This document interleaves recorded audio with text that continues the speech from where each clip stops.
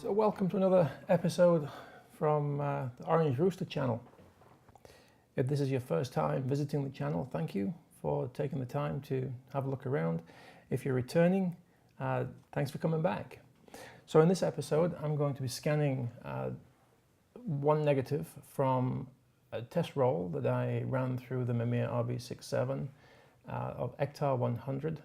If you saw the previous video, you'll see that I talked about testing a couple of the roll film backs just to make sure that they were light tight and that the camera was functioning as it should before I can progress and start making some serious images with the camera.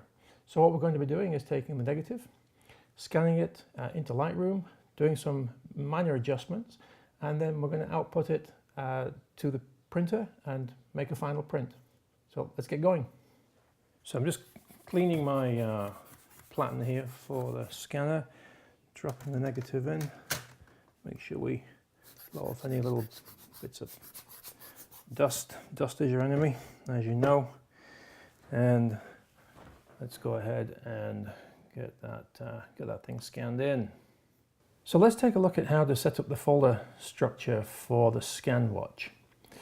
If we look up here at File and under Auto Import, under Auto Import Settings, we need to create in the watched folder, we need to create a watched folder somewhere on your hard drive. So in here, I have just created a folder called LR Watch, Lightroom Watch. Doesn't matter where that is. I put it in the hard drive on my computer, and I set that as the watched folder. And what's going to happen is when Epson Scan is told to save the scan into the LR Watch folder, Lightroom software looks at that folder when it sees something come in. It then moves it to a destination folder and then automatically opens it in Lightroom.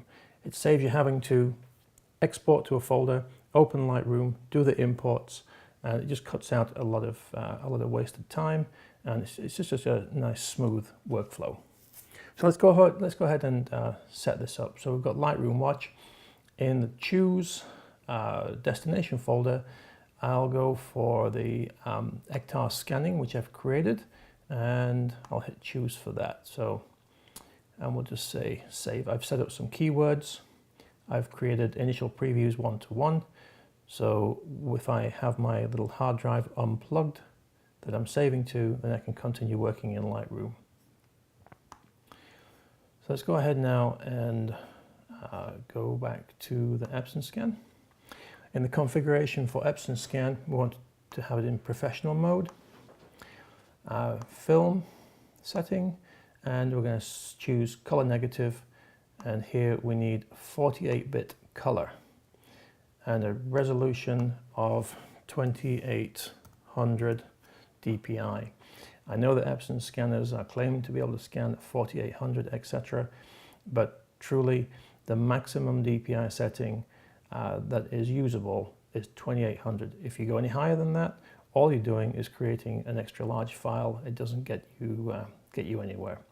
So we're going to scan at 2800 DPI, and the target size is the original. It's the actual size of the negative. Okay, so in these boxes here, I'm going to have everything unchecked. Dust removal, I will check, but no unsharp mask.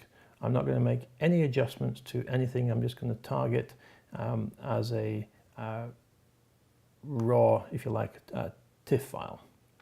So we're going to run a quick preview, and this should warm itself up.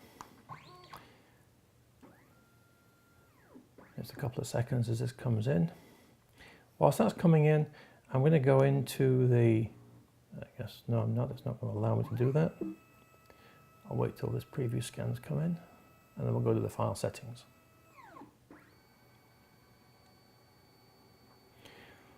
Okay, and we'll just click on the normal setting there so we can have the negative as it's scanned. So in this little box right here, before we hit scan, we need to tell the Epson Scan software where to save the file to. Now by clicking in Other, it will by default probably go somewhere into Pictures or Documents the first time you launch Epson Scan. But clicking Other, choosing into that Lightroom Watch folder, that's my initial export location, and I've given this file a prefix, and I can start the number wherever I want. I'll just put it at, for example, let's put it at 5. Okay, we're going to save as a TIFF, the maximum quality, and I've got all this stuff turned off. I really don't want to see this dialog box every time. Okay, so we'll hit OK, and now I'm going to select this negative for scanning.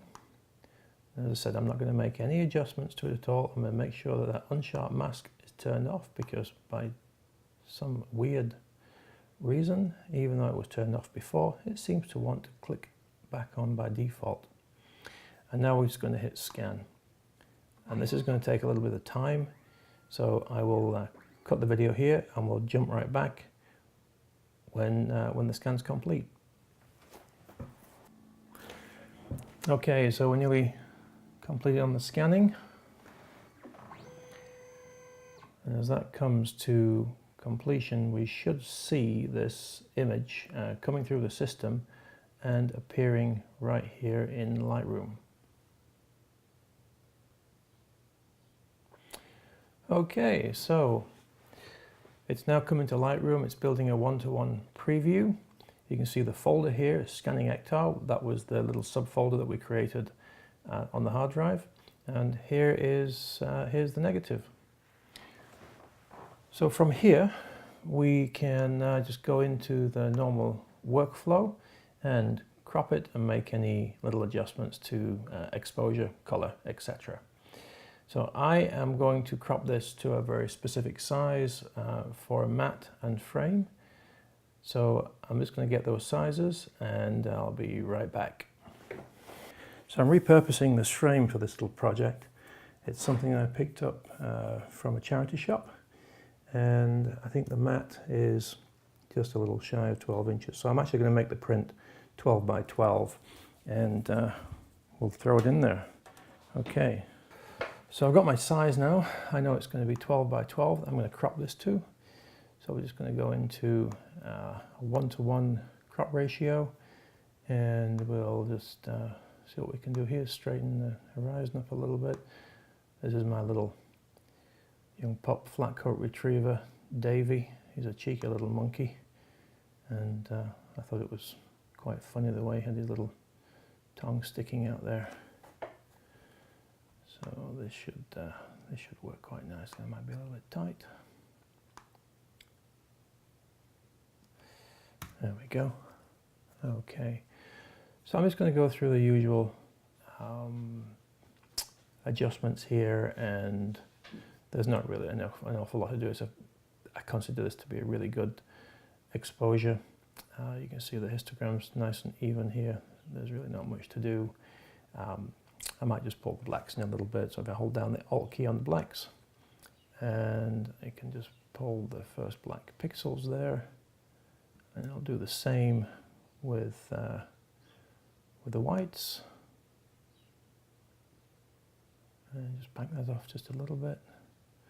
You can do this the same, by the way, for exposure, highlights, shadows, whites or blacks. Hold down the Alt key on your Mac and just move that slider along. You can actually see where the clipping points are. So other than that, I'm quite sure we've got some little marks here on the neg, I think. I'll just take those out like that. Oh, that one's on my monitor. That one doesn't count. You guys can't see that. I'll just zoom in, have a little look around, see what else I can see. I don't like that little highlight in the corner of his eye. I think I'll just remove that. A little grain of dirties out there. I'll just run around, just make a few little cleanup points.